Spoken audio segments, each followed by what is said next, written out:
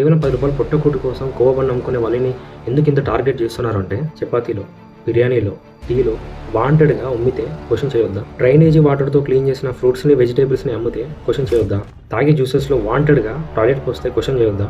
But question చేయడం తప్పు కాదు, టార్గెట్ చేయడం తప్పు. ఎవరైతే టెర్రర్ అటాక్స్ ప్లాన్ చేసినా, బాంబ్ బ్లాస్ట్ ప్లాన్ చేసినా, ఎవరైతే వాంటెడ్గా అమ్మాయిలను ట్రాప్ చేసి లవ్ జిహాద్ చేసినా, వీళ్ళందరిపైన ఫస్ట్ యాక్షన్ తీసుకోవాల్సిన బాధ్యత మీదే, మీ ముస్లిమ్స్దే. ఎందుకంటే వాడు మీ ఇంటి పక్క వాడవచ్చు, మీ ఎదురింటి వాడవచ్చు, లేదంటే మీ బంధువుల్లో ఒకడవచ్చు. ఇంత చేసినా, ఇంత జరుగుతున్నా కూడా వాళ్ళీ కమ్యూనిటీ వాళ్ళు హిందూస్ని వాంటెడ్గా టార్గెట్ చేస్తున్నా కూడా హిందూస్ అందరూ కలిసి వాళ్ళకి సపోర్ట్గా నిలుచున్నారు చూసారా? హిందూస్ గొప్ప మనసుకి నా సెల్యూట్. ఇంత జరిగినా కూడా హిందూస్ ఇప్పటికీ మిమ్మల్ని నమ్మి ఇంతలా సపోర్ట్ చేసినప్పుడు, మీకోసం ఇంత నిలబడ్డప్పుడు, మీరు కూడా హిందూస్ కోసం నిలబడితే హిందూస్ మీకు ఇంకెంత సపోర్ట్ చేస్తారు. అదే కదా యూనిటీ అంటే. లేదు, ఇకపైన బాంబ్ బ్లాస్ట్లు జరిగిన బెంగాల్లో కానీ, బంగ్లాదేశ్లో కానీ, ఎక్కడైనా సరే హిందూని హింసించి చంపేసిన, అతి దారుణంగా హింసించి చంపేసిన చూస్తూ సైలెంట్గానే ఉంటాం, అసలు మేము దేన్ని ఖండించాం, దేన్ని మాట్లాడము, ఇలాగే ఉంటామంటే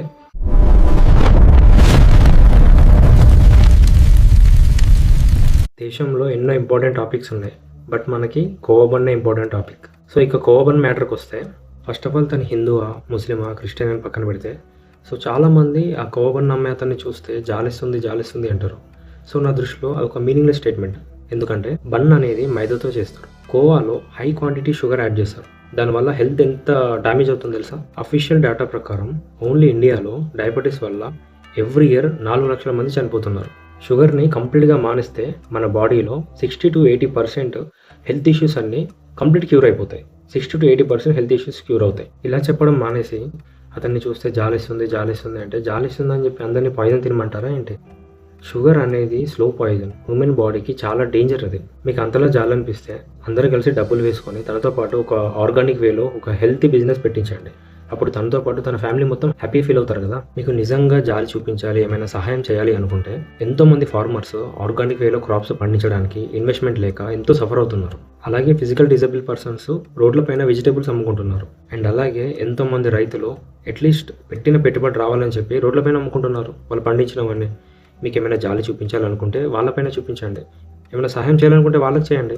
అంతేగాని మీరు కమ్యూనల్ యాంగిల్ని అడ్డం పెట్టుకొని మీ రేటింగ్స్ కోసమో, ఫేమ్ కోసమో వాళ్ళని వాడుకోవడం కరెక్ట్ కాదు. అదేంటి కమ్యూనల్ యాంగిల్లో క్వశ్చన్ చేసింది ఆ రిపోర్టర్ కదా అని మీరు అడగవచ్చు. నాకు ఆ రిపోర్టర్ తను ఇంటెన్షనల్గా కమ్యూనల్ యాంగిల్లోనే క్వశ్చన్ చేశాడని నాకైతే అనిపించలేదు, నా వరకైతే నాకు అనిపించలేదు. సరే, కమ్యూనల్ యాంగిల్లోనే క్వశ్చన్ చేశాడే అనుకుందాం, మరి ఎందుకు చేశాడు చెప్తా. చెప్పే ముందు ఒక రియల్ ఎగ్జాంపుల్ చెప్తా. ఒక ఫ్యామిలీ అందరూ కలిసి రెస్టారెంట్కి వెళ్ళారు. అందరూ బిర్యానీ ఆర్డర్ చేశారు, అందరూ తింటున్నారు. తింటూ ఉంటే ఒక ప్లేట్లో బొద్దింక వచ్చింది. అప్పుడు ఒక్క ప్లేట్లో బొద్దింకని పక్కన పెట్టేసి బిర్యానీ తింటారా, లేదంటే ఆ మిగతా ప్లేట్స్ అన్ని పక్కన పెట్టేస్తారా? మనమైతే ఎవరైనా సరే 100% ఆ ప్లేట్స్ అన్ని పక్కన పెట్టేస్తాం. రియల్గా జరిగింది అదే, అందరూ పక్కన పెట్టేస్తాం. పైగా ఓనర్కి వెళ్ళి కంప్లైంట్ చేస్తాం కదా. సో ఇలా ఓన్లీ జస్ట్ వన్ ప్లేట్ బిర్యానీలో బొద్దింక వచ్చినందుకే మా ఫ్యామిలీ తింటున్న ప్లేట్స్ అన్ని మనం పక్కన పెట్టించేసాం. అలాంటిది చపాతీలో, బిర్యానీలో, టీలో వాంటెడ్గా అమ్మితే క్వశ్చన్ చేయొద్దా? అలాగే తాగే జ్యూసెస్లో వాంటెడ్గా టాయిలెట్కి వస్తే క్వశ్చన్ చేయొద్దా? డ్రైనేజీ వాటర్తో క్లీన్ చేసిన ఫ్రూట్స్ని, వెజిటేబుల్స్ని అమ్మితే క్వశ్చన్ చేయొద్దా?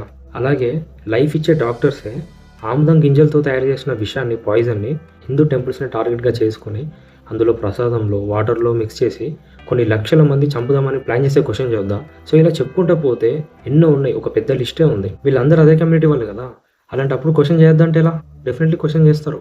ఒక బిర్యానీలో ఒక బొద్దింక వస్తేనే మన ఫ్యామిలీ మొత్తం వద్దన్నప్పుడు, సో అదే కమ్యూనిటీ వాళ్ళు ఇన్ని చేస్తూ ఉంటే, అది వాంటెడ్గా చేస్తూ ఉంటే క్వశ్చన్ చేయొద్దంటే ఎలా? డెఫినెట్లీ క్వశ్చన్ చేస్తారు. బట్ క్వశ్చన్ చేయడం తప్పు కాదు, టార్గెట్ చేయడం తప్పు.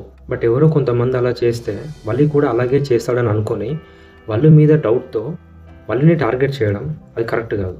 దాన్ని నేను కూడా అపోజ్ చేస్తా, దాన్ని నేను కూడా ఒప్పుకోను. సరే, నా గురించి వదిలేయండి. ఇంత చేసినా, ఇంత జరుగుతున్నా కూడా వాళ్ళీ కమ్యూనిటీ వాళ్ళు హిందూస్ని వాంటెడ్గా టార్గెట్ చేస్తున్నా కూడా హిందూస్ అందరూ కలిసి వాళ్ళకి సపోర్ట్గా నిలుచున్నారు చూసారా? హిందూస్ గొప్ప మనసుకి నా సెల్యూట్. అది సనాతన ధర్మం అంటే, అది సనాతన ధర్మం యొక్క గొప్పతనం, అది మేము నేర్చుకుంది. బట్ ఇది శాశ్వత పరిష్కారమా? హిందూస్ మతం కంటే మానవత్వం గొప్పదనే గొప్ప ధర్మాన్ని నమ్ముతారు కాబట్టి వాళ్ళకి సపోర్ట్గా నిల్చున్నారు. అలా అని చెప్పేది శాశ్వత పరిష్కారమా అంటే కాదు. మరి దీనికి సొల్యూషన్ ఏంటి? సొల్యూషన్ చెప్తా, జాగ్రత్తగా వినండి. ముఖ్యంగా ప్రతి ముస్లిం జాగ్రత్తగా వినాలి, ఎందుకంటే దీనికి పరిష్కారం మీ చేతుల్లోనే ఉంది. సొల్యూషన్ ఏంటంటే, ఇక నుంచి బిర్యానీలో కానీ, చపాతీలో కానీ ఎవరైనా ఉమ్మేసినా, వాంటెడ్గా జ్యూసెస్లో టాయిలెట్ పోసినా, పిల్లలు పుట్టకుండా వాంటెడ్గా మందులు ఇచ్చిన అండ్ హిందూ టెంపుల్స్ని టార్గెట్ చేసి విషం ఇవ్వడం, ప్రసాదంలో విషం కలపడం, వాటర్లో విషం కలపడం ఇలాంటివి చేసిన, ఎవరైతే టెర్రర్ అటాక్స్ ప్లాన్ చేసిన, బాంబ్ బ్లాస్ట్ ప్లాన్ చేసిన, ఎవరైతే వాంటెడ్గా అమ్మాయిలను ట్రాప్ చేసి లవ్ జిహాద్ చేసిన, వీళ్ళందరిపైన ఫస్ట్ యాక్షన్ తీసుకోవాల్సిన బాధ్యత మీదే, మీ ముస్లిమ్స్దే. ఎందుకంటే వాడు మీ ఇంటి పక్క వాడు అవ్వచ్చు, మీ ఎదురింటి వాడు అవ్వచ్చు, లేదంటే మీ బంధువులు ఒకడు అవ్వచ్చు, ఫైనల్గా వాడు మీ కమ్యూనిటీ వాడే ఉండొచ్చు. సో ఇలాంటివి జరుగుతూ ఉంటే అది మీకు తెలిసినా కూడా మీరు సైలెంట్గా ఉండడం అసలు కరెక్ట్ కాదు. కంప్లీట్ బాధ్యత మీ ముస్లిమ్స్దే. అప్పుడు కూడా ఇంత జరుగుతున్నా మీరు చూసి సైలెంట్గా ఉండకుండా వాళ్ళపైన కఠిన చర్యలు తీసుకోవాల్సిన బాధ్యత మీ ముస్లిమ్స్దే. ఎందుకంటే ఇప్పటి వరకు ఎన్నో బాంబ్ బ్లాస్ట్లు జరిగాయి. బంగ్లాదేశ్లో అయితే హిందూస్ని అతి దారుణంగా హింసించి చంపేశారు. ఈవెన్ రీసెంట్గా బెంగాల్లో కూడా అదే జరిగింది. ఇలా ఎన్నో జరిగాయి. బట్ ఇక్కడ ఇంత జరుగుతున్నా కూడా ఎవ్వరు కూడా ఒక్కరు చూడ మాట్లాడలేదు. ఇప్పుడు హిందూస్ వచ్చి మీకు సపోర్ట్ ఎలా నిలబడి మాట్లాడారో అలా ఏ ఒక్క ముస్లిం కూడా ఒక్కరు కూడా వచ్చి మాట్లాడలేదు. అది నాకు చాలా బాధేసింది, ఎంతో బాధేసింది. బట్ మీరు ఖండించడం పక్కన పెట్టండి, కనీసం ఒక్కరు కూడా ఒక్క మాట మాట్లాడిన వాళ్ళు లేరు. కానీ ఎక్కడో దూరంలో ఉన్న పాలస్తీన్ వాళ్ళ కోసం ర్యాలీలు చేశారు, జెండాలు ఎగరేశారు. అది ఎంతవరకు కరెక్ట్? బట్ ఇంత జరిగినా కూడా హిందూస్ ఇప్పటికీ మిమ్మల్ని నమ్మి ఇంతలా సపోర్ట్ చేసినప్పుడు, మీకోసం ఇంత నిలబడ్డప్పుడు, మీరు కూడా హిందూస్ కోసం నిలబడితే హిందూస్ మీకు ఇంకెంత సపోర్ట్ చేస్తారు. అదే కదా యూనిటీ అంటే. లేదు, ఇకపైన బాంబ్ బ్లాస్ట్లు జరిగిన బెంగాల్లో కానీ బంగ్లాదేశ్లో కానీ ఎక్కడైనా సరే హిందూని హింసించి చంపేసిన, అతి దారుణంగా హింసించి చంపేసిన చూస్తూ సైలెంట్గానే ఉంటాం. అసలు మేము దేన్ని ఖండించాం, దేన్ని మాట్లాడము, ఇలాగే ఉంటామంటే ఇకపైన హిందూస్ మళ్ళీ మిమ్మల్ని నమ్మరు. మీ హోటల్స్ కానీ, మీ బిర్యానీ సెంటర్స్ కానీ, గోవా బన్ కానీ, మీ జ్యూస్ పాయింట్స్ కానీ, వీటిని మీ హిందూస్ ఇక నమ్మరు. అది మీకే చాలా నష్టం, మీ బిజినెస్కే చాలా నష్టం. ఇప్పుడు చాలామందికి అందరికీ బ్రెయిన్లో రేజ్ అయ్యే ఒక డౌట్ ఏంటంటే, మేడారం జాతరలో వల్లి కోవా బన్నులో ఏమైనా కలిపారా, దానివల్ల ఫ్యూచర్లో ఏమైనా హెల్త్ ఇష్యూస్ వస్తాయా, ఎస్పెషల్లీ వల్లిని ఎందుకు టార్గెట్ చేస్తున్నారు? ఈ డౌట్ రావడంలో తప్పలేదు.